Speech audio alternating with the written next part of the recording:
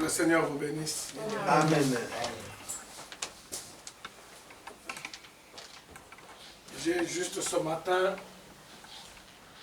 les salutations de frère Ézéchiel et la sœur Sarah depuis Australie, où ils sont arrivés depuis le début de la semaine, depuis mercredi. Je pense qu'ils y sont encore jusque mardi, n'abuse pas. Demain ou mardi, ils vont prendre encore un autre vol pour l'Afrique du Sud. Comme vous savez, je ne sais pas si vous connaissez le frère Eric Moukaya d'Afrique du Sud, qui est déjà venu ici, qui a déjà prêché ici une fois. La dernière fois, il est venu, il a seulement participé, je crois, à la nuit des prières, ou je ne sais pas quel but. Mais il n'a pas pu prêcher parce qu'il devait repartir pour Orléans, pour la Lac-les-Fènes. Et ça fait longtemps qu'il avait désiré que frère Ézéchiel les visite en Afrique du Sud. Et cette fois, c'est la bonne. Ils y seront mardi, mercredi, et ils y resteront jusque la semaine prochaine parce que le retour est prévu pour le 27 décembre, je pense. Quelques jours avant la fin de l'année. Que le Seigneur vous bénisse. Amen. Nous allons nous lever.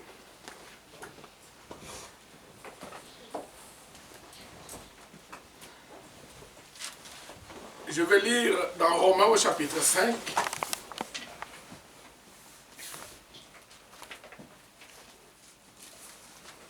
Et le verset 5.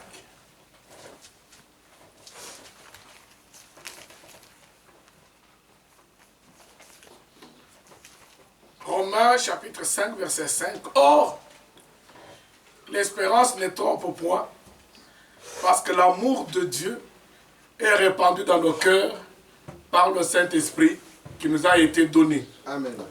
Car lorsque nous étions encore sans force, Christ, au temps marqué, est mort pour des impies. À peine mourrait-on pour un juste. Quelqu'un peut-être mourrait pour un homme de bien. Mais Dieu prouve son amour envers nous en ce que, lorsque nous étions encore des pécheurs, Christ est mort pour nous. Amen. Bien-aimé Père Céleste, toute ta parole et tout le plan du salut est marqué par ton amour. Amen. Tu étais dans ton éternité. Tu en es sorti pour créer le monde. Et la créature la plus sublime que tu as créée, à ce moment-là, c'était l'homme. Mais il s'est rebellé contre toi. Il a désobéi, Seigneur, à ta parole. Mais encore par le même amour, par lequel tu es sorti de ton éternité pour créer l'univers, tu l'as encore manifesté en venant à la recherche de l'homme perdu, pour le racheter et le ramener à toi. Oui, à peine quelqu'un pouvait mourir pour quelqu'un de bien. Quelqu'un peut donner sa vie pour une autre personne qui soit de bien. Mais toi, tu as manifesté ton amour envers nous en ce qu'alors que nous étions encore pécheurs indignes, Christ est mort pour nous. Donne-nous, Seigneur, de te rendre cet amour. C'est toi, Seigneur, qui en es la source. Puisses-tu, Seigneur, les créer dans nos cœurs, afin que nous puissions le vivre pour toi. Maintenant, Seigneur, lève-toi. Ton peuple est venu, Seigneur, pour t'entendre. Moi en premier. Parle-nous. Parle à nos cœurs. Que ce ne soit pas moi qui parle. Que ce soit toi qui parles du haut des cieux. Prends toute la place. Que le Saint-Esprit, Seigneur, maintenant prenne possession de ces lieux. Et prenne possession de chaque cœur. Afin de nous conduire tous dans la vérité de ta parole. Nous avons ici demandé au nom de notre Seigneur et Sauveur Jésus-Christ. Amen. Amen. Asseyez-vous, bien-aimés.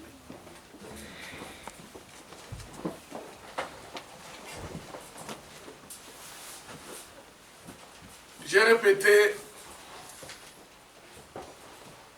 cette chose mercredi et vendredi. Et je voudrais encore la répéter pour que tout le monde la comprenne de la bonne manière.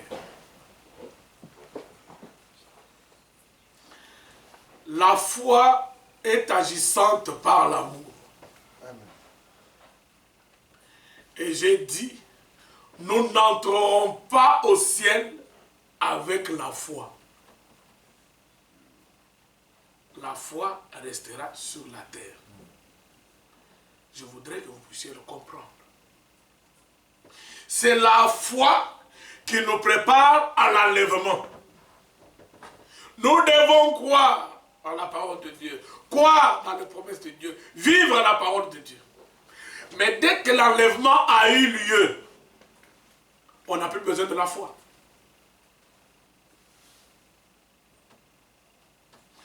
Dans Hébreu au chapitre, je voudrais que nous puissions prendre Hébreu au chapitre, je crois 11. C'est Hébreu 11. Hébreu chapitre 11, qu'est-ce qui est écrit? Je prends le premier verset et je prends le 6. Le 5 même et le 6. Regardez le premier verset. Or, la foi est une ferme assurance des choses qu'on espère, une démonstration de celles qu'on ne voit pas. La foi, c'est une démonstration des choses qu'on ne voit pas. On a la foi en Dieu. Or, le jour de l'enlèvement, nous le verrons tel qu'il est. Nous n'avons plus besoin de foi parce que nous le voyons. La foi va nous amener jusqu'à lui. Et dès que nous sommes enlevés, nous entrons dans sa gloire. On n'a plus besoin de foi parce que nous voyons Dieu. La foi est restée. Mais c'est l'amour qui entre. Regardez le verset 5. Vous allez me comprendre maintenant. C'est par la foi qu'Enoch fut enlevé pour qu'il ne voie plus la mort. Amen. Par la foi, Enoch fut enlevé. Amen. Il ne parut plus parce que Dieu l'avait enlevé. Maintenant, écoutez, car avant son enlèvement, avant son enlèvement, il avait la foi. Avant son enlèvement. C'est par la foi qu'Enoch fut enlevé pour qu'il ne voie plus, qu'il ne voie point la mort. Et il ne parut plus parce que Dieu l'avait enlevé. Car avant son enlèvement, il avait reçu le témoignage qu'il était agréable à Dieu. Amen. La foi, c'est elle qui nous fait entrer dans l'enlèvement. Mais dès que nous entrons, elle n'est plus. Elle s'arrête. Or, sans la foi, verset 6, il est impossible de lui être agréable. Car il faut que celui qui s'approche de Dieu croit que Dieu existe et qu'il est le rémunérateur de ceux qui le cherchent. Maintenant, nous sommes enlevés, nous sommes entrés dans la gloire. Nous voyons Dieu là qu'il existe. Est-ce que j'ai besoin de dire encore, je crois que Dieu existe, parce que je le vois? Donc la foi, elle est la première partie de notre vie qui nous amène d'ici jusqu'à l'enlèvement. Et dès que l'enlèvement a eu lieu, nous voyons maintenant Dieu tel qu'il est. Nous n'avons plus besoin de la foi. Parce que la foi nous fait mener de la foi à la... C'est-à-dire, la foi, nous quittons la foi, nous allons à la vue. Dès que nous avons la vue, je n'ai plus besoin de foi. Parce que j'ai déjà eu ce que je croyais. Voilà pourquoi dans 2 Pierre, 2 Pierre au chapitre 1, 2 Pierre au chapitre 1,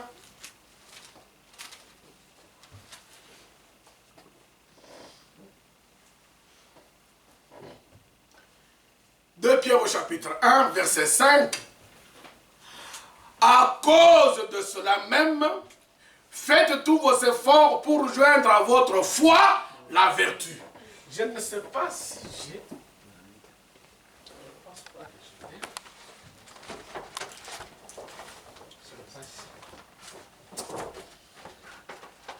Le triangle, n'est pas ici. C'est pas derrière là.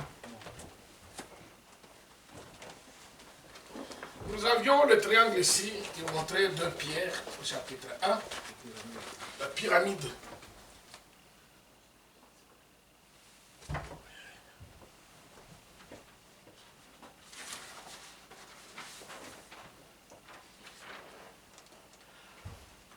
Voyez la pyramide.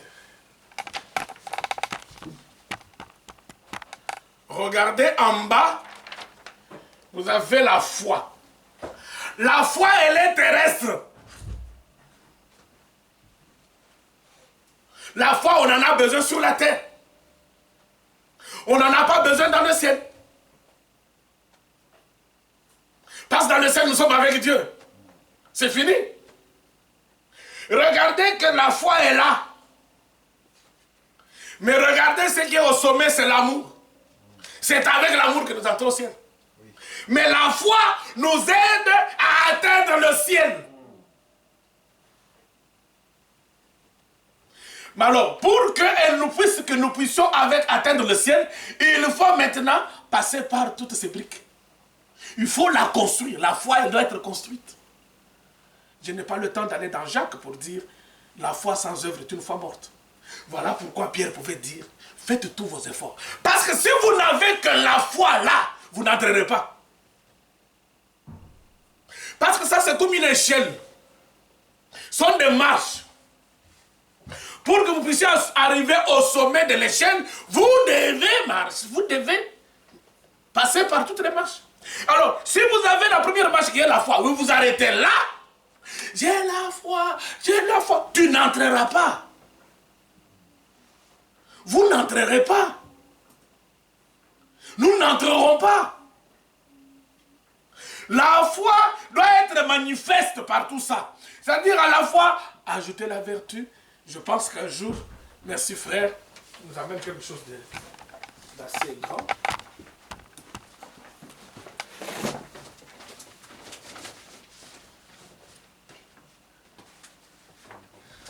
Je peux tenir comme ça.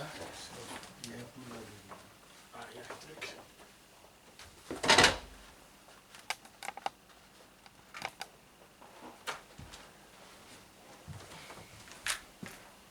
Est-ce que tout le monde voit ça? Oui. Ouais.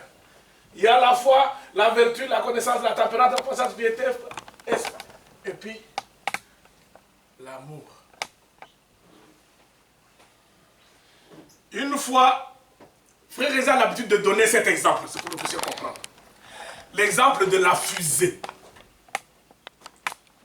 Quand on construit une fusée qui doit aller au ciel, pour mettre, je ne sais pas, une capsule de consort, on le dit que c'est là, le sommet là, qui doit entrer.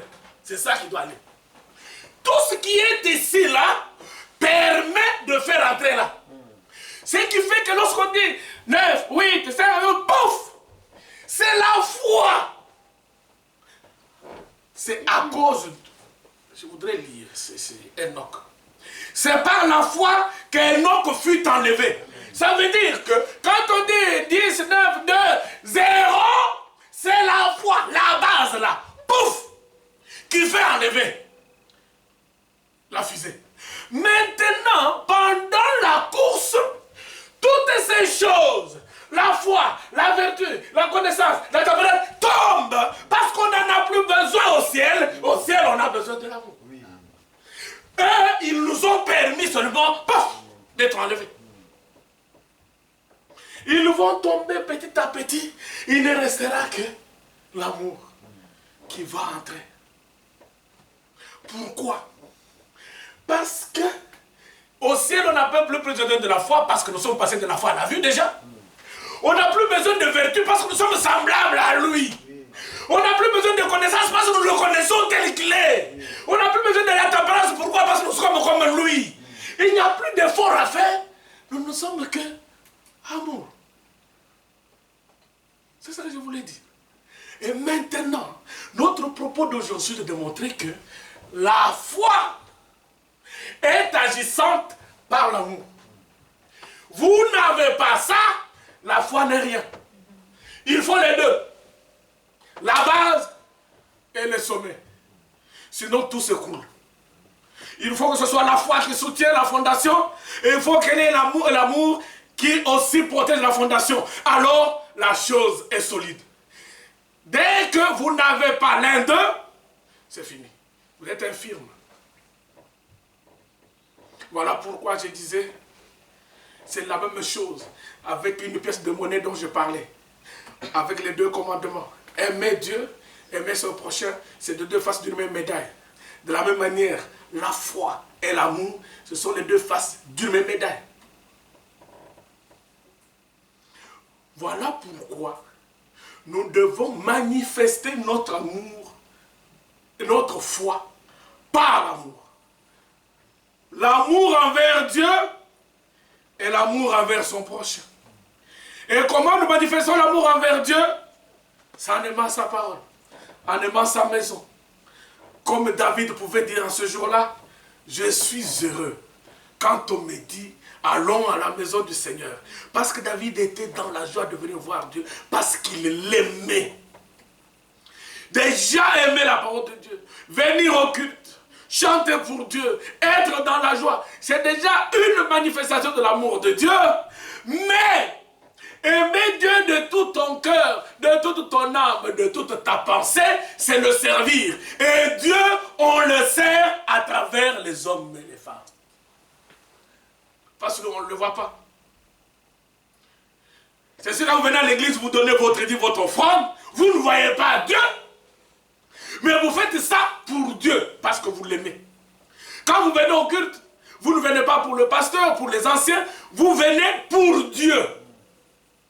Si chacun de nous avait l'amour de Dieu dans son cœur, aimait Dieu de tout son cœur, de toute son âme, de toute sa parole, il ne se poserait même pas la question de savoir est-ce que le pasteur est bon, et il n'est pas bon, est-ce qu'il est ceci ou cela. Non, il se donnerait toutes les peines du monde pour venir voir, écouter Dieu. Oui. C'est exactement quand quelqu'un est fiancé, aime une femme. Il y a une fois, frère Ézéchiel nous a raconté une histoire quand il était fiancé. La sœur Sarah s'est trouvée dans un camp militaire. Et à l'époque du maréchal Mobutu, la dictature, toi t'approchais des camps militaires, mais attention. Or, à cette époque-là, la nuit, vous vous promenez à côté des camps militaires ou un sentier qui est noir. Les militaires se faisaient de l'argent comme ça. Ils sont toujours dans un petit coin. Dès que vous passez, un citoyen. Parce qu'à l'époque, nous, les Aïrois, nous étions des citoyens, pas de messieurs. Citoyens maîtres et consorts. Mais, comme sa fiancée était au camp militaire, il devait aller la voir. Il devait. Il ne pouvait pas faire autrement. Donc, il prenait tous les risques nécessaires pour y aller. Il va me raconter l'histoire où il est, comme il allait au culte, après le culte, c'est déjà ce soir, mais il va quand même au camp. Et vous savez, quand quelqu'un est fiancé, il aime seulement sa femme, quand il cause avec elle, nous étions fiancés, nous le savons, vous ne voyez pas le temps passer. Tu es en train de causer avec elle, tu oublies que tu es dans un camp militaire, il va partir. Et il regarde au moins 22 heures. Maintenant, sort, va-t'en. Il sort, il voit des pères de militaires là en train d'arrêter les gens. Il nous a raconté qu'il a commencé à transpirer. Vous vous rendez compte que, regardez ma chemise là, le bouton là, le bouton saute de même. Il tremble tellement que le bouton commence à sauter. Je vais passer par où? Encore que, il y a un chemin comme ça, il y a un petit pont. Vous ne pouvez pas faire marche à retour, parce que dès qu'on te va faire marche à retour, c'est fini. On te suit. On arrête les gens là. Nous sommes des enfants de Dieu. Il a commencé à prier.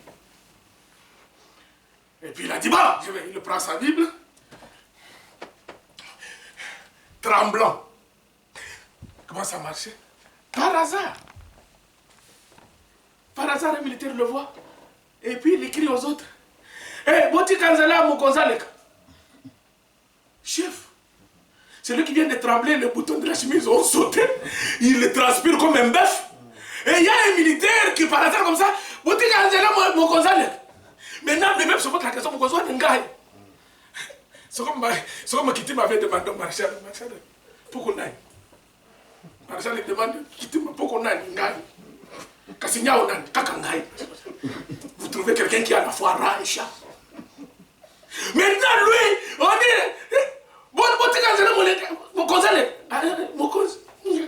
et toi? Pensant qu'on fallait l'arrêter, on voulait seulement l'arrêter. Il s'est vu passant au milieu des policiers et partir.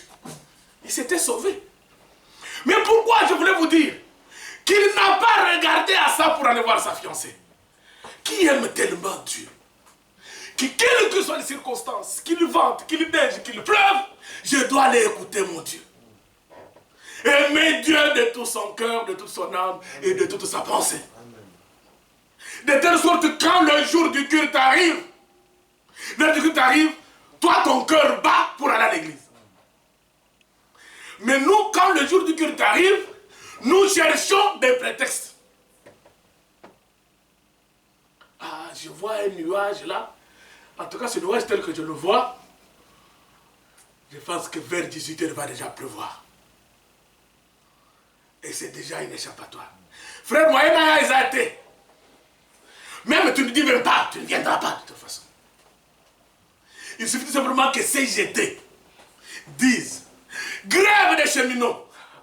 Frère, au moins, mais regardez, j'ai vu pendant tout ce temps de grève. Oh là là, quel sacrifice! Quel sacrifice les gens ont fait pour aller au travail. Je ne peux pas rater au travail. Mais pour aller au culte, on prend la grève, on justifie. Frère, transport est athée. Mais comment tu arrives à aller au culte, aller au travail? Nous, on se réveille chez nous à 5h du matin. Bravo. On se tape 2 heures pour arriver à l'assemblée. Tous les véhicules sont sur là. Surtout quand vous arrivez sur la 104. Impossible. Tout ça pour travailler. Non, pour arriver à temps. Oh là là. Si nous pouvions faire ça pour Dieu. Chaque jour, je prie, je dis Seigneur, que je devienne comme David. Alléluia. Que je devienne comme David. Que quand mercredi arrive, vendredi arrive, dimanche arrive, que je sente en moi la joie d'aller à ta maison. Pour t'écouter. Pourquoi cette... Et pourtant, nous venons de le lire dans Romains au chapitre 5, verset 5. L'amour de Dieu a été déversé dans nos cœurs par le Saint-Esprit qui nous a été donné et plus loin. Que Dieu a manifesté son amour envers nous. En sorte que quand nous étions encore des pécheurs, nous n'étions même pas bons. Christ est mort pour nous. Qu'est-ce qui... Un tel amour. Dieu est bon. Dieu est vivant. Dieu connaît ses enfants. Et Dieu voit le cœur de chacun de nous, qui l'aime et qui peut faire des sacrifices pour lui, pour le servir. Et ce travail ne sera pas vain. Dieu, il connaît toutes choses. Aime Dieu de tout ton cœur, de toute ton âme et de toute ta parole. C'est avec et de toute ta pensée. C'est-à-dire, même dans tes pensées, quand tu te lèves le matin, tu vas travailler dans les bouchons, dans la grève. Tout le temps, Seigneur, aide-moi. Seigneur, garde-moi. Priez chaque matin. Remettez-vous entre les mains de Dieu. Vous ne savez jamais ce qui peut arriver. Jamais.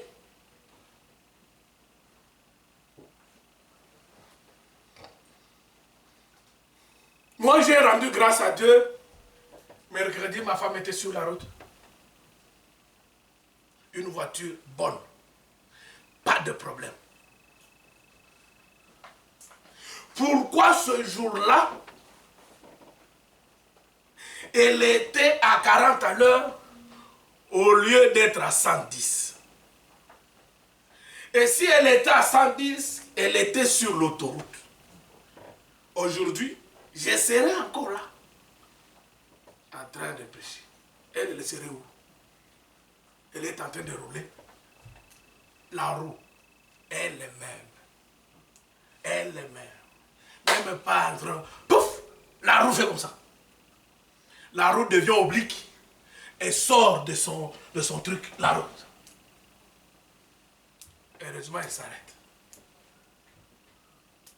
Maintenant, j'ai dit, elle est sur la 104, elle est à 110. La roue quitte. Elle se retrouve où? c'est sûr, la voiture va aller sur le terre-plein. Soit ça tape ici. S'il y avait une voiture qui venait aussi, d'abord elle fait ça avec beaucoup d'autres voitures. Mais ça s'est passé, elle est à 40 à l'heure sur une route de Roi-Saint-Brie où il n'y avait ni une voiture devant ni une voiture derrière. Elle s'est arrêtée. Elle est sortie. On a allé prendre cette voiture. Mais nous, le soir, nous avons dit au Seigneur, merci. Parce que ce matin, en priant, nous t'avons dit, protège-nous. Elle ne serait pas rentrée. Chaque matin, priez. Chaque soir, quand vous rentrez, priez. Vous ne savez pas ce que Dieu nous préserve chaque jour quand nous sortons et quand nous rentrons. C'est devenu une habitude de sortir, d'aller au travail ou à l'école et de revenir le soir. Ça devient tellement une habitude que nous ne pensons plus. Mais personne ne se pose la question de savoir, je peux avoir échappé à combien d'accidents aujourd'hui sur la route que Dieu m'a préservé. Lui dire merci. Dieu, il est merveilleux. Il nous aime tellement. Mais la manière dont nous le prenons, nous ne savons même pas nous imaginer l'amour qu'il a manifesté pour nous. Mais maintenant, l'amour de Dieu dont je parle ne doit pas se limiter seulement, comme je vous le dis, venir au culte, être content de venir au culte, prier le matin, prier le soir, chanter pour lui, tout cela est bon. La meilleure façon de montrer que vous aimez Dieu, c'est recevoir sa parole et la mettre en pratique. Amen. Voilà pourquoi Jésus pouvait dire à ses apôtres, c'est au chapitre 15 de Jean,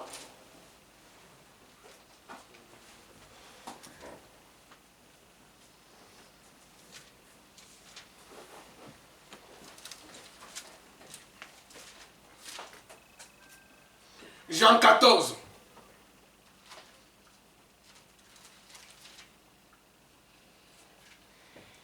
Jean 14, verset 15. Si vous m'aimez, gardez mes commandements. Amen. Voilà comment nous pouvons montrer que nous aimons Dieu. Au verset 23 du même chapitre, Jésus répète. Jésus lui répondit, si quelqu'un m'aime, comment il va manifester cet amour? Il gardera ma parole. Aime Dieu de tout ton cœur, de toute ton âme et de toute ta pensée, c'est cela. Garder sa parole. Maintenant, au verset 24, il explique encore, mais sous une autre forme.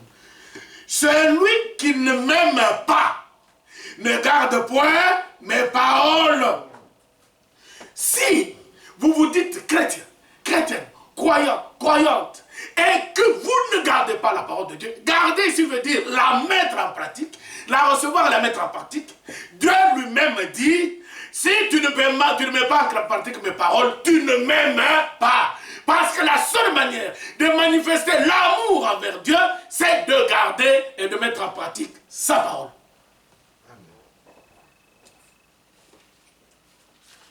Et au chapitre 15, toujours de Jean,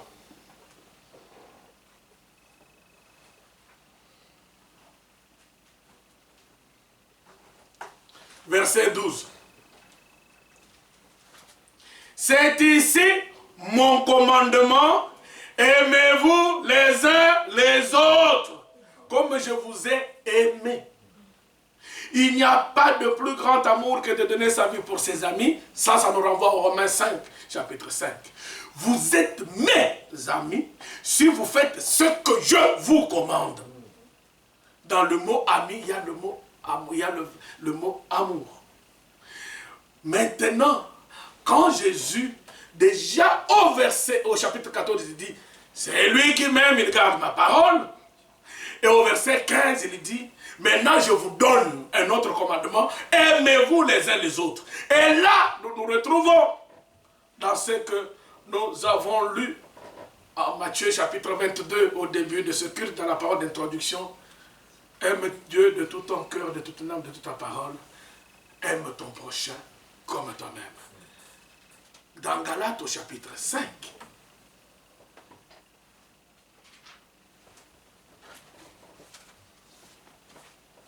dans Galates au chapitre 5, cela est écrit. Galates chapitre 5, verset 6. Car, Galates chapitre 5, verset 6, car en Jésus-Christ, ni la circoncision, ni l'incirconcision n'ont de valeur, mais seulement la foi qui est agissante par l'amour. Agissante par l'amour.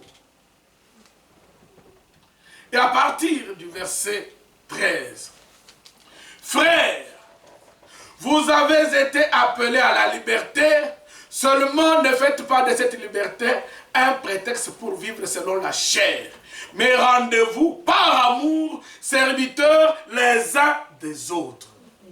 Car toute la loi est accomplie dans une seule parole, celle-ci. Il répète le Seigneur Jésus-Christ dans Matthieu, tu aimeras ton prochain comme toi-même.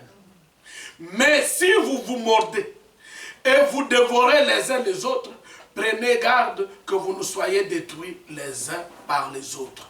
Maintenant, à partir du verset 16, on va citer maintenant les choses qui détruisent l'amour dans notre cœur.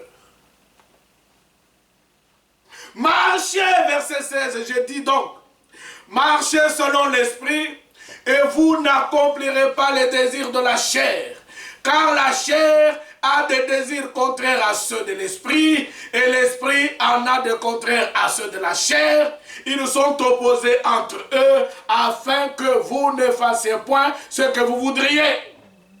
Si vous êtes conduits par l'esprit, l'amour de Dieu a été versé dans nos cœurs par le Saint-Esprit qui nous a été donné. Et donc, si vous êtes conduits par l'Esprit, vous n'êtes point sous la loi.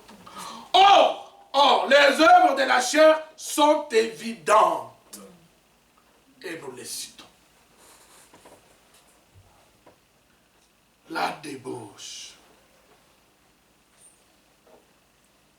l'impureté, les dérèglements. Quelqu'un qui vit dans la débauche n'aime pas Dieu. Pourquoi? Parce que nous venons de lire dans Jean 14 que le Seigneur dit, celui qui m'aime gardera ma parole. Or, la parole de Dieu nous dit que la débauche est un péché. Donc, celui qui vit dans la débauche n'aime pas Dieu.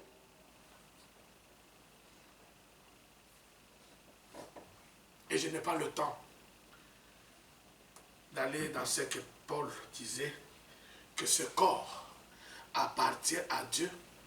Les membres de notre corps, nous ne devons pas les livrer au péché, mais nous devons les livrer comme sacrifice de justice à Dieu. Parce que nous ne nous appartenons plus. C'est lui qui vit dans la débauche, dans l'impureté, le dérèglement. Vous savez ce qu'on appelle la débauche, vous savez ce que c'est? C'est tout ce qui est acte.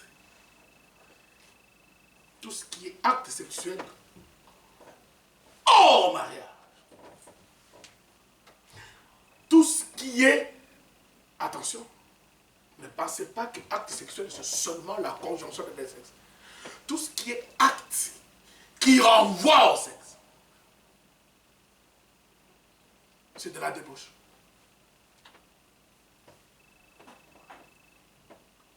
Vous savez ce qu'on appelle l'impureté. Aujourd'hui, il y a beaucoup d'impureté dans le monde.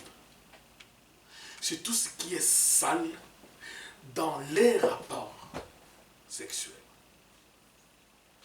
Quand aujourd'hui vous voyez des femmes qui s'amourachent avec des animaux, c'est une impureté.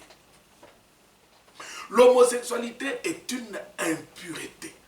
Tout ce qu'on peut appeler des relations contre nature. ce sont des impuretés. Ça s'appelle aussi le dérèglement. On parle du dérèglement climatique. C'est-à-dire les gens changent l'ordre des choses. Ils font autre chose que ce que Dieu a prévu. Ça s'appelle le dérèglement. L'idolâtrie, ne pensez pas que c'est lorsqu'on va adorer une statue, la statue de Marie ou de Joseph, ou le veau d'or que les enfants d'Israël ont installé au désert. L'idolâtrie, c'est tout ce que nous adorons au-delà de Dieu. Tout ce qui retient notre affection, notre cœur, notre pensée au-delà de Dieu. Si ton travail t'empêche d'aimer Dieu, de venir à Dieu, c'est un idole. Si ta femme t'empêche ou tu l'adores tellement que tu oublies Dieu, c'est un idole. Tout ce qui nous prend toutes nos forces, parce qu'il nous est demandé d'aimer Dieu de tout notre cœur, de toute notre âme, de toute notre pensée. Alors, si notre cœur, notre âme, notre pensée sont remplis d'autres choses que de Dieu, c'est de quoi ils sont remplis. C'est une idole. L'idolâtrie. La magie. Je n'ai pas besoin de vous expliquer ce qu'on appelle la magie. Les rivalités. Lui, il a, moi aussi, les rivalités convoitises, c'est toujours dedans. Vous savez, les rivales, on parle de rivales, c'est quand on a deux femmes qui se disputent un homme, ou même deux hommes qui disputent une femme, ce sont des rivaux et consorts. Nous n'avons pas besoin de rivalités entre nous. Les querelles. Abandonnez les querelles entre nous. Inutile. Parce que querelle, vous mettez dedans avec dispute. Je n'ai pas le temps d'aller dans le livre de Proverbes où il vous dit, avant que la querelle ne commence, retire-toi. Ça ne vaut pas la peine. Et Paul dit quelque part, pourquoi n'accepteriez-vous pas même quelque injustice? C'est-à-dire, en fait, ce qu'on te reproche n'est pas vrai. N'est pas vrai. Dans ton cœur, tu sais que ce n'est pas vrai. La personne qui pense ça de toi, ce n'est pas vrai. Mais lorsque tu essaies de t'expliquer, ça ne marche pas. Ça va dans les querelles. Tais-toi. Il n'y a pas de problème. Que je souffre de cette injustice, on me condamne, on me reproche quelque chose, mais qui n'est pas vrai. Quand j'essaie de m'expliquer, ça va dans tous les sens. Je préfère me taire. J'accepte ça, je mets sur moi pour préserver la paix. Dieu, qui voit toutes choses, fera toujours qu'un jour, la personne qui te reproche ceci puisse se rendre compte que ce n'était pas vrai. Nous le verrons tout à l'heure, quand nous allons commencer à examiner 1 Corinthiens au chapitre 13. Les jalousies, vous savez ce que c'est. Les animosités. Je n'aime pas beaucoup ça. Les animosités, quelque chose de mauvais. Vous voyez des gens qui changent tout le temps d'humeur. Vous savez, la joie, c'est une grande caractéristique des enfants de Dieu, de croyants. Vous voyez quelqu'un qui se réveille le matin, il est déjà de mauvaise humeur. Et il ne sait pas faire un effort pour dominer sa mauvaise humeur et communiquer la joie à ceux qui croient sur sa route. On est toujours dans l'animosité. Ce sont des réponses avec agacement. C'est avec mauvaise humeur. Il y en a d'autres, tu sais pas comment tu me suis réveillé aujourd'hui. Ça ne veut rien dire comment tu t'es réveillé.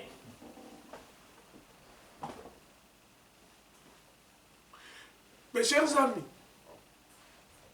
l'homme n'a pas été créé pour les circonstances de la vie. Les circonstances de la vie ont été créées pour l'homme. L'homme peut les changer. Quelqu'un qui subit toujours les circonstances de la vie. C'est-à-dire, selon que les circonstances de la vie se présentent, c'est comme ça aussi que son humeur est. Les circonstances sont mauvaises, il est de mauvaise humeur. Les circonstances sont bonnes, il est heureux. Les circonstances... Non, c'est toi qui dois les changer. Même si je peux être dans une adversité, je peux transformer cette adversité en joie. J'en ai le pouvoir. Les animosités, ça crée finalement des préjugés. Tu te réveilles le matin, de mauvaise humeur, toute la journée, tu mets tout le monde, tu les mets mal à l'aise. C'est-à-dire tu leur communiques la mauvaise humeur. Pourquoi? Et jamais tu ne prends le temps de te dire, mais ça me mène à quoi? Ça m'amène à quoi? Mais communiquer la joie, vous verrez. Et finalement, tu tiens les gens à distance. Parce que dès que quelqu'un veut...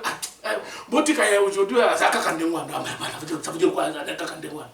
Les gens ne peuvent plus te dire quoi que ce soit parce que les animosités, c'est une œuvre de la chair qu'il faut abandonner.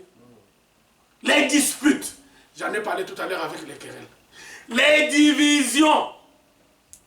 Les sectes, vous vous rendez compte, c'est que bon, aujourd'hui, l'église catholique, comme nous là, nous sommes une secte. Bon, les divisions sectes, c'est la même chose. Les gens qui se séparent. L'envie. L'envie tue beaucoup de gens. J'ai l'envie, lui il a ça, lui il a fait ça, lui il a fait ça. Non, je n'ai pas le temps d'aller dans Philippiens, où Paul nous dit, c'est la parole de Dieu. J'ai appris à être content dans l'état où je me trouve. Je n'ai pas besoin d'envier. Nous n'avons pas tous le même sort, le même destin. Dieu a donné le même destin à tout le monde de sa manière. Deux enfants étant encore dans le sein de leur mère, Rebecca, Saül et Joseph, c'est écrit. Les enfants n'avaient pas encore fait ni bien ni mal, mais le choix de Dieu avait déjà été fait, de sorte que le dessein de Dieu ne dépend pas du bien ou du mal que nous pouvons faire. Dieu m'a fait noir, d'accord? Gloire à Dieu. Si tu as fait blanc, jaune, café, n'envie pas de blanc.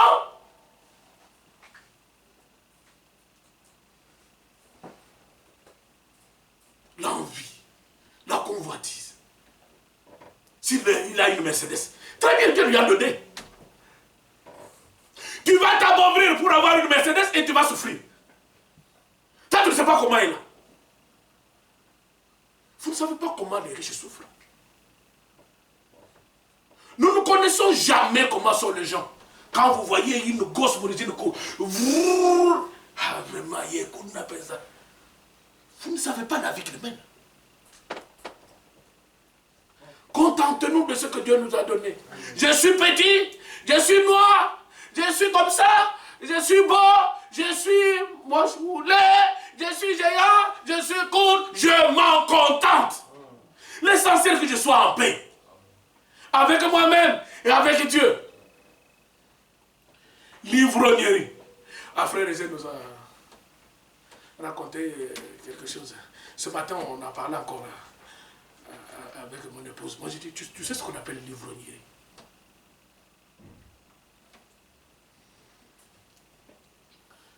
On suit une série où il y a une femme ivrogne. Ivresse, ivrogne. Attention. L'ivresse, c'est un acte d'ivrognerie. Ça veut dire, tu peux ne pas être ivrogne, mais un jour, tu es ivre. C'est-à-dire, tu as bu tellement, tu es allé au-delà, que tu n'as plus de frein. Il n'y a plus de frein. Vous allez voir quelqu'un qui est ivre, qui fait pipi dans les habits, qui commence à chanter, il dit des choses incompréhensibles. C'est ça quelqu'un qui est ivre. Ça veut dire que quelqu'un peut ne pas être ivrogne, mais un jour, tomber ivre. Un ivrogne, c'est celui qui a fait de l'ivresse une vie. Vous avez compris? Alors c'est quelqu'un qui est ivre tout le temps. Tout le temps. Quand vous le voyez... Tout le temps. Je suis dans une affaire devant le juge des enfants où on a donné la garde des enfants à la mère et Et on a réservé au père un droit de visite et d'hébergement. Ça veut dire qu'un week-end sur 2, les enfants peuvent aller chez le père. Le père peut venir les chercher, aller passer un week-end avec les enfants. Pendant les vacances, il peut rester avec une semaine. Mais les 2 enfants refusent d'aller chez leur père pendant le week-end là. Quand on dit seulement, vous irez chez votre père, les enfants tremblent, sont dans l'hystérie, sont dans la panique, dans la peur. Les juges des enfants voulaient comprendre, mais pourquoi les enfants ont peur de leur père, d'aller chez leur père. Alors, le juge était obligé de réserver, de suspendre le droit de visite du père pour d'abord essayer de comprendre. Nous sommes allés à l'audience et moi, on m'a désigné comme l'avocat des 2 enfants.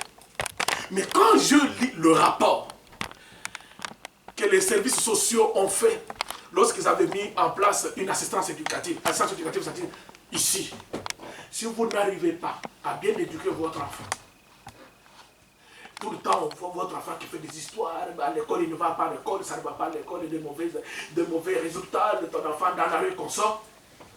On met en place ce qu'on appelle assistance éducative. Une assistance éducative peut se faire en milieu ouvert. Ça veut dire, l'enfant est chez vous, dans votre maison, mais les assistantes sociales viennent de temps en temps pour l'éduquer chez vous, avec vous. C'est-à-dire vous soutenir. Ça, c'est assistance éducative en milieu ouvert. Mais il y a assistance éducative en milieu fermé. C'est-à-dire on enlève votre enfant, on le met dans un foyer fermé. On l'éduque à votre place. Et vous irez peut-être par semaine pour aller rendre visite, ou l'enfant a la permission une fois par semaine, et un week-end de venir vous rendre visite à la maison. Alors on avait mis en place cette assistance éducative.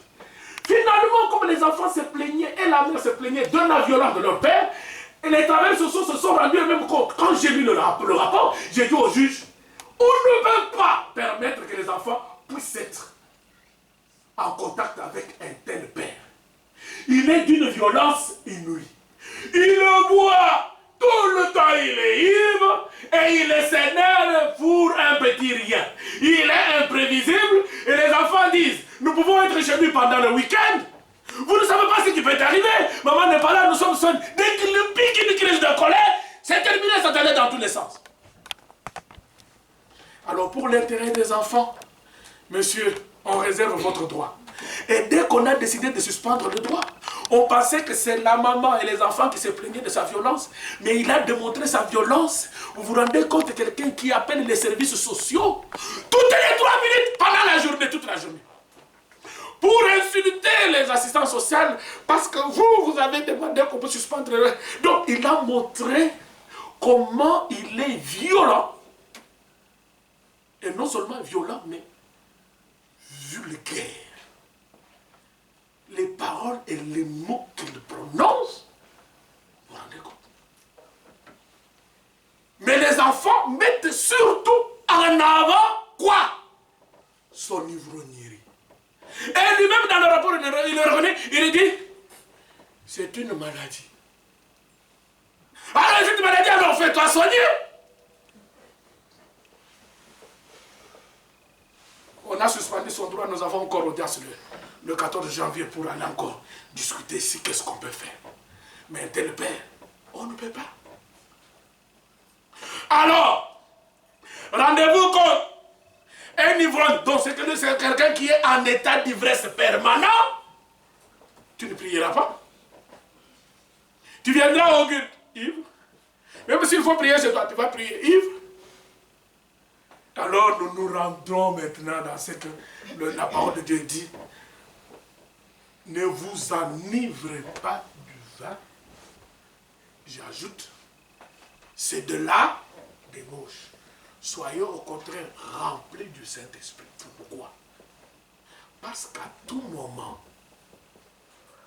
vous pouvez être amené à prier. Et donc, ayez ce qu'on appelle la modération, savoir, il faut que je sois dans un état où, s'il me faut prier, je prie à tout moment.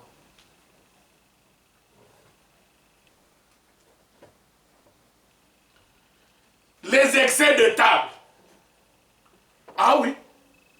Il n'y a pas que l'ivrognerie. Si vous mangez jusqu'à ne plus respirer, moi j'en connais.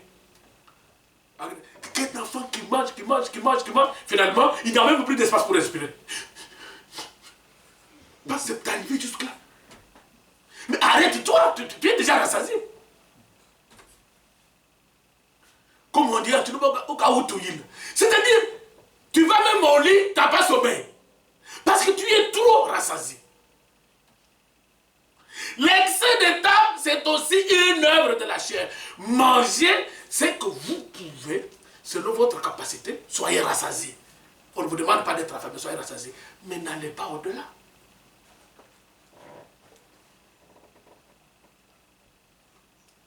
Vous avez les excès de table. C'est ce qui amène aussi à la débauche consort comme l'ivrognerie. Ne soyez mère. Ne vous enivrez pas de vin, de la débauche, consommez les excès de table. Parce que vous savez, ça, quand on l'écrit, parce qu'à cette époque-là, chez les Romains, on ne mangeait pas assis. Chez les seigneurs, les nobles consorts. Nous avons étudié ça dans l'histoire romaine. Ils mangeaient couchés. C'est-à-dire, ils avaient des couches comme ça, c'est plat, mais ici, vers la tête, c'est remonté. Maintenant, au-delà, il y a une table. On met à manger, tu te couches du ventre. C'est-à-dire, tu es couché, mais la partie qui est surélevée, c'est-à-dire ta tête et consort, est surélevée, et tu prends à manger là-bas, tu manges, allongé. Tu manges comme ça. Et regardez leur viande. Vous coupez aujourd'hui de vos seins de viande. Non, ils préparaient des cuisses entières. C'est-à-dire, tu vois quelqu'un qui prend une cuisse, des sangliers, je ne sais pas rien, ils le mangent comme ça. Et dans leur maison, ils avaient mis à côté, plus loin, ce qu'on appelle de vomissoir.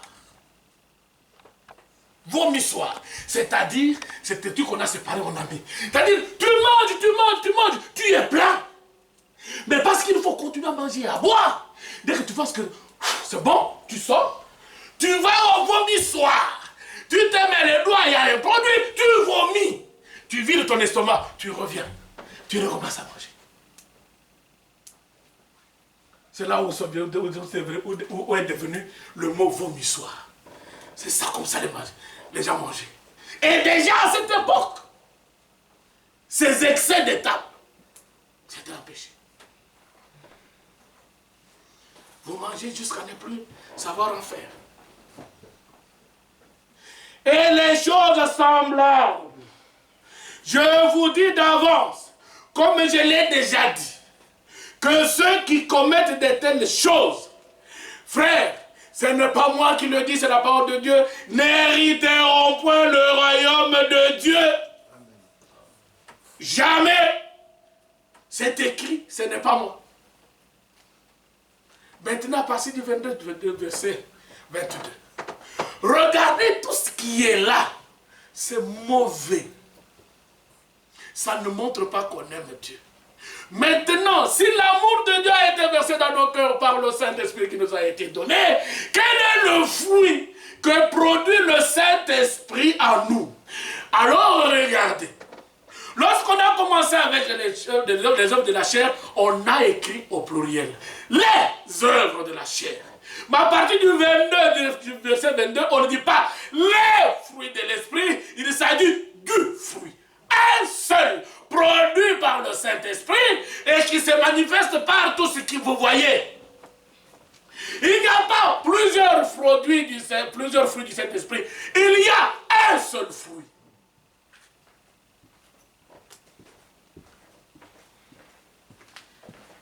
Le fruit de l'esprit, c'est l'amour. On commence toujours par ce sentiment merveilleux qui est une vie.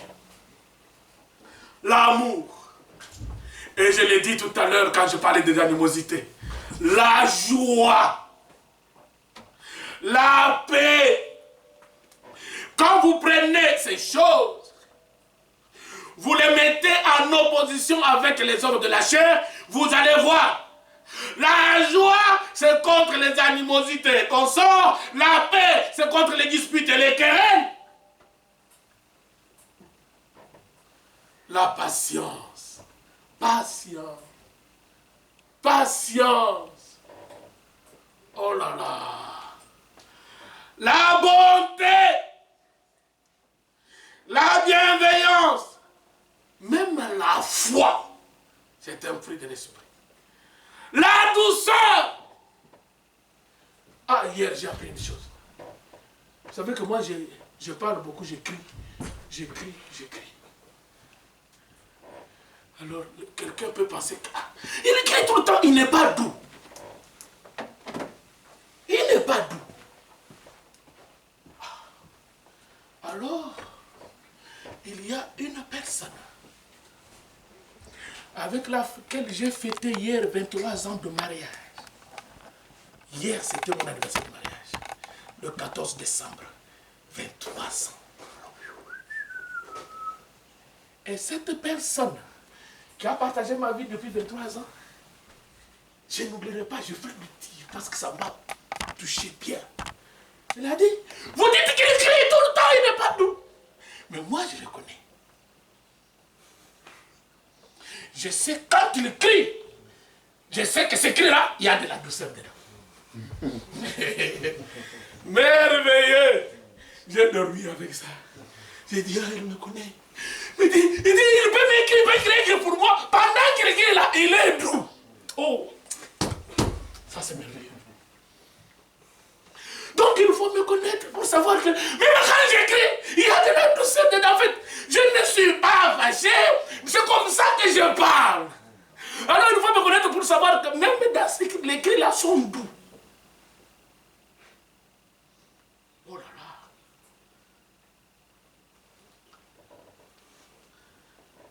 Vous savez,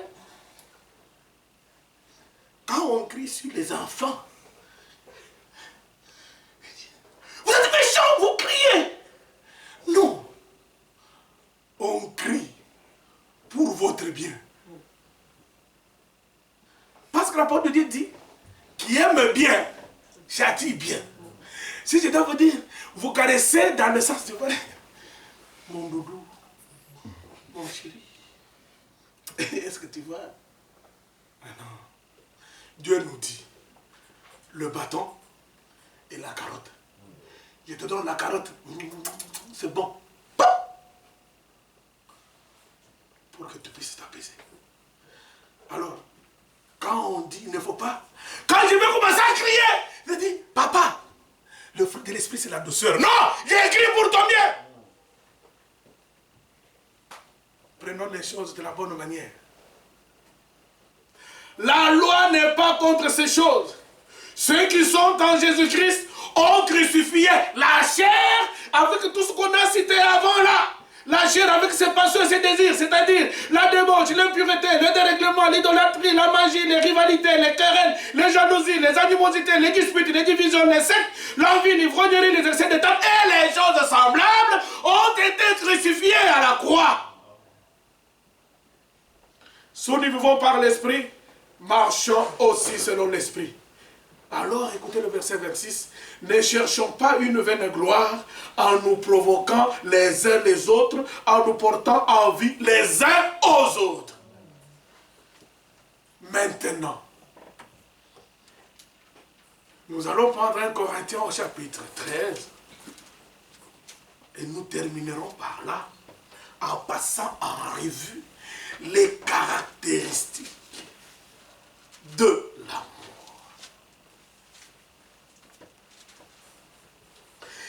Quand je parlerai, 1 Corinthiens au chapitre 13,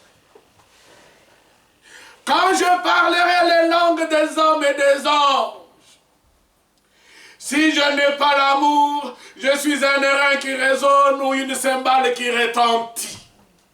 Combien parlent en langue dans les églises aujourd'hui?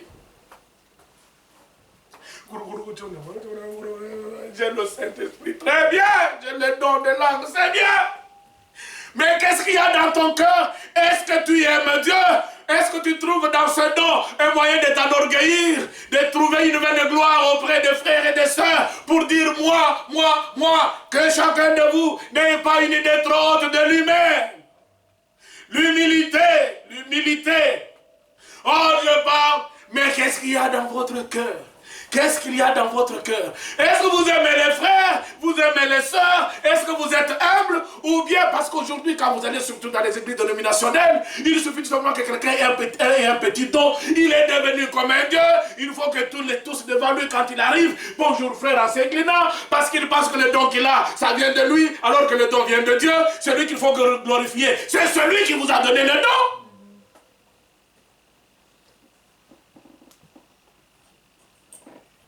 Et quand j'aurai le don de prophétie,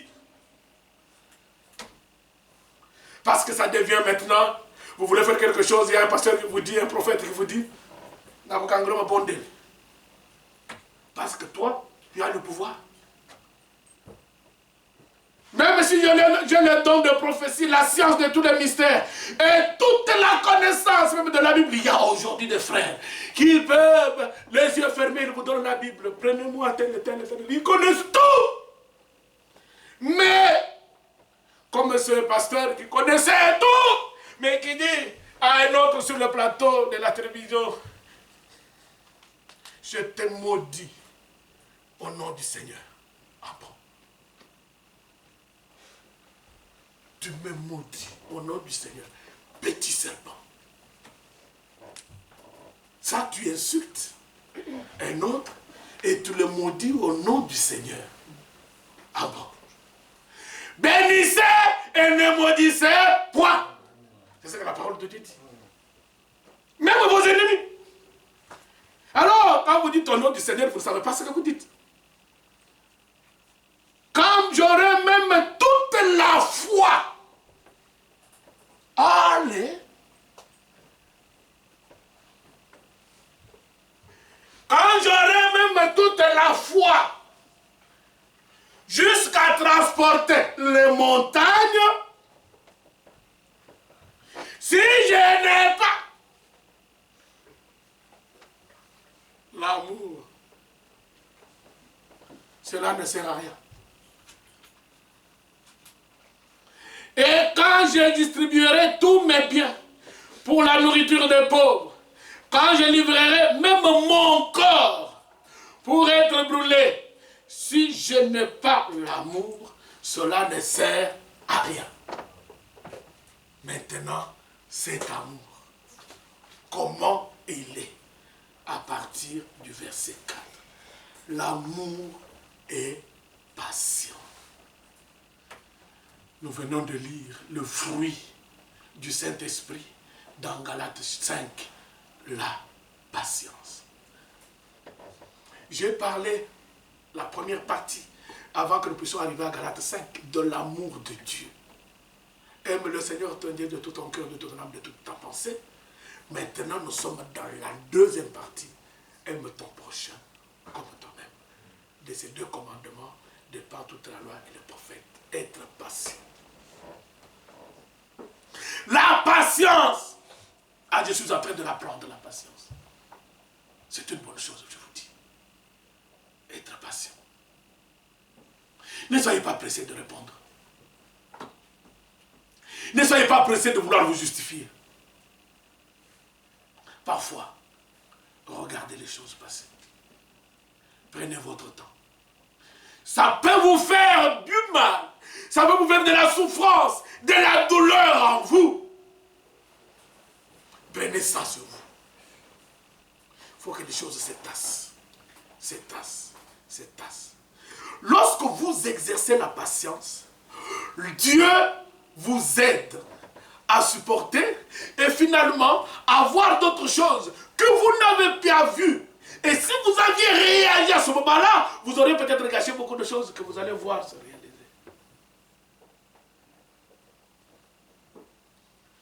Il m'est déjà arrivé d'avoir quelque chose contre un frère, dit, il faut que j'aille lui dire pourquoi.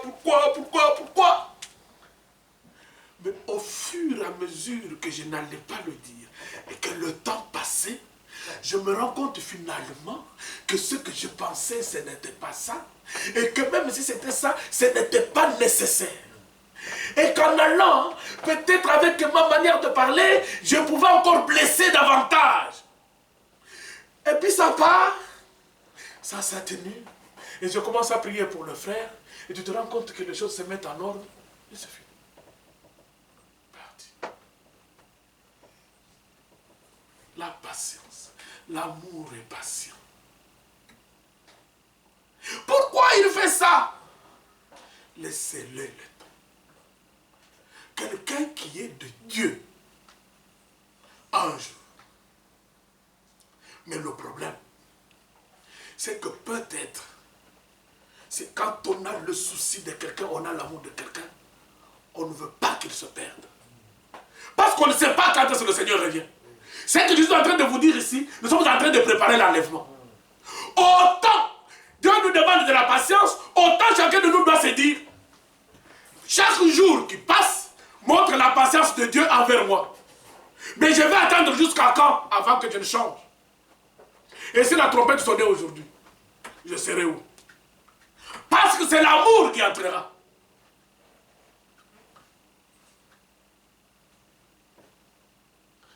Il est plein de bonté. Ce que nous avons lu, la bienveillance. L'amour n'est point envieux. L'envie comme œuvre de la chair. Il ne faut pas envier. Tu vois le frère, il est réussi dans ses études. Merci Seigneur. Il est réussi dans son travail. Merci Seigneur. Il est réussi dans sa vie. Merci Seigneur. Je ne l'envie pas. C'est le sort que Dieu lui a donné. Même si ce n'est pas un croyant, ce n'est pas un enfant de Dieu, c'est quelqu'un du monde. Comme Macron a réussi et est devenu président de la République à 37 ans, ou je ne sais pas, 29 ans, je n'ai pas besoin de l'envier. Il a déjà vieilli maintenant. Juste après 2 ans de pouvoir, il a vieilli. Et moi, je suis tranquille. Pendant que les grévistes, les cheminots font leur grève là, moi, je dors tranquille. Lui ne dort pas. J'ai la paix. Je n'envie pas. Je me contente de ce que Dieu me donne. L'amour n'est pas envieux. L'amour ne se vante point. Et je lis avec ce qui vient, il ne s'enfle point d'orgueil.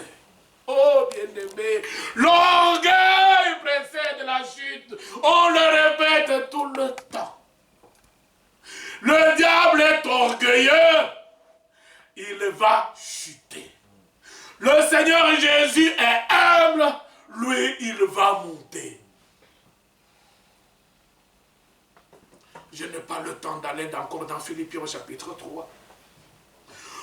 Lui, le Seigneur Jésus-Christ, n'a pas regardé son égalité avec Dieu comme une proie à revendiquer. Mais il s'est dépouillé lui-même, prenant la forme d'esclave, il est devenu semblable à nous. Vous vous rendez compte que l'humilité de Dieu est arrivée à un niveau où même il a refusé de naître dans une maternité. Il est allé naître dans une étable parmi les animaux. Quelle humilité! Dieu, créateur du ciel et de la terre, n'avait même pas une maison. Il marchait dans la boue. Il s'est rabaissé jusqu'à laver les pieds de ses disciples. Il s'est rabaissé jusqu'à être dénudé à la croix, mourir pour un pauvre pécheur et coupable indigne comme moi. Quelle humilité! Et nous, nous voulons nous vanter. Une petite intelligence qui veut te montrer. Est-ce qu'il est plus intelligent que moi? Ça ne veut rien dire, l'intelligence, c'est Dieu qui t'a donné ça. L'intelligence n'entrera pas au ciel. C'est l'amour qui entrera. J'ai ça, moi je n'aime pas ça. Le moi va nous tuer. Si Dieu veut, je reviendrai sur les béatitudes du chapitre 5 de Matthieu. Heureux les pauvres en esprit. Le pauvre en esprit, c'est celui qui n'a pas plein de moi. Il ne faut pas être orgueilleux. Nous ne sommes rien. Un jour, j'ai donné l'exemple ici. Vous savez, de toutes les créatures que Dieu a créées, Dieu à l'homme, mais l'homme, c'est la créature la plus fragile. C'est-à-dire, n'importe quelle créature du monde peut tuer l'homme. N'importe. Une moustique peut tuer l'homme. Une mouche peut tuer l'homme. Une abeille peut tuer l'homme. L'arbre peut tuer l'homme. Tout, même la terre. Avec ton oreille là, tu peux sortir là. Tu glisses seulement comme ça, pop. Et puis une petite glissade, pop. Un petit caillou. Ça tombe sur l'écran là, tu es parti. Nous ne sommes rien. Alors pourquoi nous devons nous vanter? Nous devons être orgueilleux, nous montrer devant les frères et les sœurs. Nous ne sommes rien. Si tu arrives d'avoir quelque chose, pourquoi te vantes-tu comme si tu ne l'as pas reçu? Si tu es beau, tu te vantes de la beauté comme si cette beauté-là, c'est toi qui te l'as donnée. C'est Dieu qui te l'a donnée. Si tu as un bon travail, si tu as de l'argent, si tu as... ne te vante pas. C'est pourquoi dans la parole de Dieu dit que personne ne se glorifie par rapport à l'autre. Glorifie-toi par rapport à toi-même en te regardant dans le miroir de la parole. Mais devant les frères. Voilà pourquoi la parole pouvait dire qu'aucun de vous n'ait une idée trop haute de lui-même. Il y a des gens qui ont une idée d'eux-mêmes tellement exagérée. J'ai toujours dit, le plus grand défaut qu'un homme peut avoir, c'est de ne pas se connaître. Il y a des gens qui ne se connaissent pas.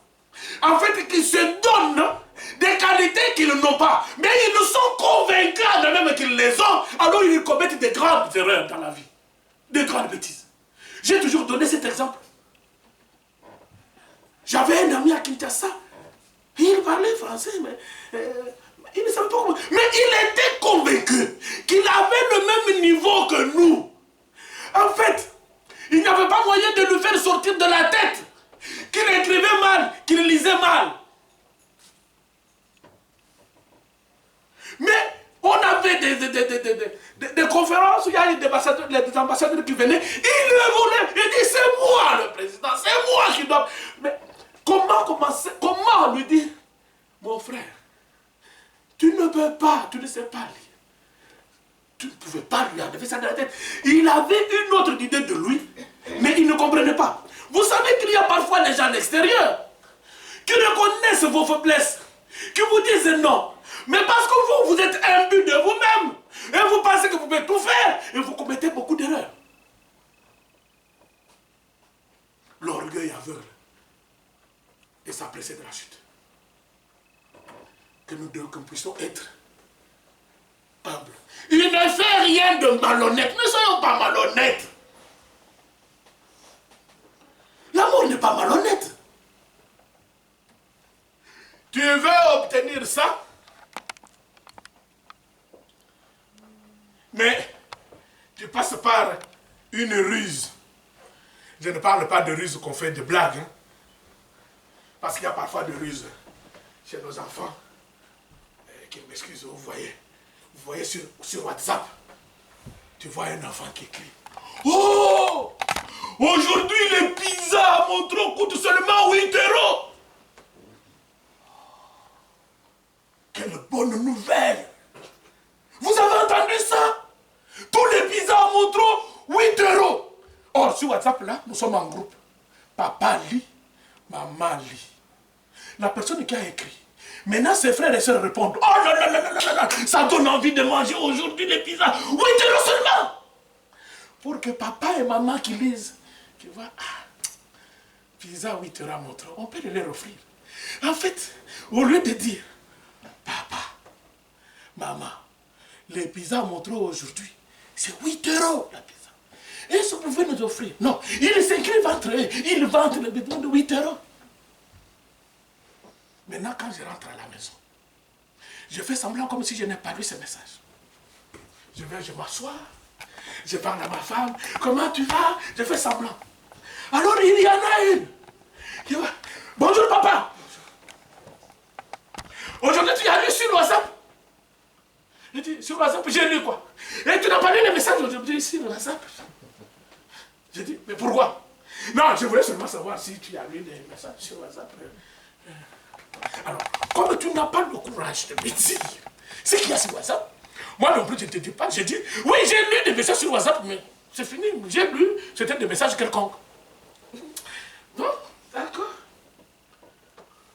Alors, si tu n'as pas le courage maintenant de dire, c'était pour que tu nous achètes, ça va passer. Et je fais exprès. Mais ça, c'est une ruse de blague. Mais je veux dire, la malhonnêteté s'apparente à quelque chose dont c'est-à-dire, tu veux avoir ça, tu utilises une ruse pour contourner. Et la personne ne sait pas. Je vous dis une chose. Il y a deux termes exceptionnels qui caractérisent Dieu et le diable. Le diable est malin, Dieu est sage. La malignité appartient au diable, la sagesse appartient à Dieu. Le diable, il est toujours malin, il n'est pas sage. Voilà pourquoi, comme il est malin, Dieu qui est sage, il va l'avoir dans sa malignité. Mais lui, en tant que malin, il ne veut pas voir Dieu parce que Dieu est sage. L'amour n'est pas malhonnête. Il ne cherche point son intérêt, il ne s'irrite point. Même si on me dit que moi, quand je parle, j'écris. Je dis au Seigneur, fais-moi grâce. Maintenant, quand je parle, que je parle normalement. Que je ne mérite point. Non. Si je suis en train de faire un effort, ça va arriver. Ce qu'il faut, c'est quoi? C'est demander seulement à Dieu. Vous demandez à Dieu, vous faites un effort. Vous demandez à Dieu. Un jour, vous le voyez, vous ne vous irritez plus. Et je commence à parler. Bonjour. Comment ça va? Parce que moi, je dis bonjour. Et pourtant, j'ai dit bonjour. Maintenant, tu as passé que j'ai crié. Mais il y a la douceur dans mon bonjour là. Mais c'est comme ça. L'amour ne s'irrite point. Ne soupçonne point le mal. Vous savez la paix qu'on peut avoir. Il a fait ça parce que ce n'est pas votre affaire. N'ajoutez pas parce que vous ne savez pas pourquoi le frère ou la sœur a fait ça. Vous ne vous faites pas des idées pour vous. S'il a fait ça, c'est parce que non. Là, tu soupçonnes. Il faut que le frère ou la sœur te dise, mon frère, tu vois pourquoi je t'ai regardé comme ça? Tu sais pourquoi j'ai commis cet acte-là? Pourquoi j'ai parlé ainsi? C'est parce que... Et si le frère est appelé la sœur, ou qui que ce soit, te donne sa justification, ne la refuse pas. Parce qu'il y a quelqu'un, tu vois comment tu m'as regardé? Non, ma sœur, ce n'était pas pour ça. Non, on consigne. Non, pourquoi? Moi, je te donne l'explication de ce que je viens de faire. Parce que c'est moi qui ai fait ça. Je te dis, c'est pour ça. Toi, tu refuses. Tu veux que ce soit ce que toi, tu penses. Et c'est ça qui amène aux disputes. Qui amène aux querelles. Or, l'amour ne soupçonne pas le mal. Dit, il a fait ça. Il m'a donné son explication. Je crois à cette explication. Mais alors, s'il est malhonnête, lui, c'est son problème avec Dieu. S'il a fait ça pour me nuire, mais il me donne une mauvaise explication, c'est son problème avec Dieu. Mais moi, je crois. Pourquoi? Pour que je sois là, que j'ai la paix. Pour que j'ai la paix. Recherchez la paix avec tous. Et la sanctification sans laquelle personne ne verra le Seigneur. Si cela dépend de vous, si cela dépend de vous, faites tout pour être en paix avec tous. Ne soupçonnez pas. Non. C'est pour que vous soyez, c'est pour vous-même. Vous soyez en paix, vous ayez la paix avec le frère ou la sœur. L'amour ne se réjouit point de l'injustice, mais il se réjouit de la vérité.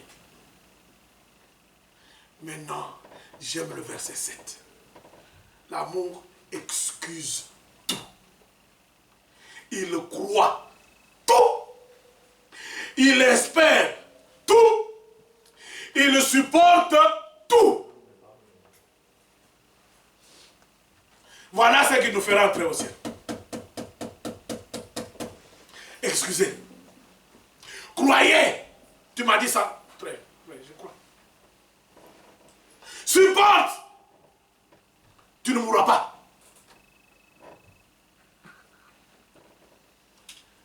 L'amour ne périt jamais.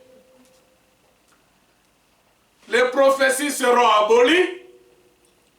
Les langues cesseront. La connaissance sera abolie. Car nous connaissons en partie. Et nous prophétisons en partie. Mais quand ce qui est parfait sera venu, ce qui est partiel sera aboli. Lorsque j'étais enfant, je parlais comme un enfant, je pensais comme un enfant, je raisonnais comme un enfant. Lorsque je suis devenu homme, j'ai fait disparaître ce qui était de l'enfant. Aujourd'hui, nous voyons au moyen des miroirs, d'une manière obscure. Mais alors, nous verrons face à face. Aujourd'hui, je connais en partie, mais alors je connaîtrai comme j'ai été connu. Maintenant, donc, ces trois choses demeurent. La foi, l'espérance, l'amour. Mais la plus grande de ces choses, c'est l'amour. Que le Seigneur vous bénisse. Remplis-moi chaque jour d'amour. Comme je marche par ton esprit. Car l'amour de Dieu a été versé dans nos cœurs par le Saint-Esprit qui nous a été donné. Remplis-moi chaque jour d'amour. Et chacun de nous va prier pour se remettre entre les mains du Seigneur. Demandez à ce que le Seigneur verse dans son cœur l'amour. Ça n'a pas 72. Et nous allons prier.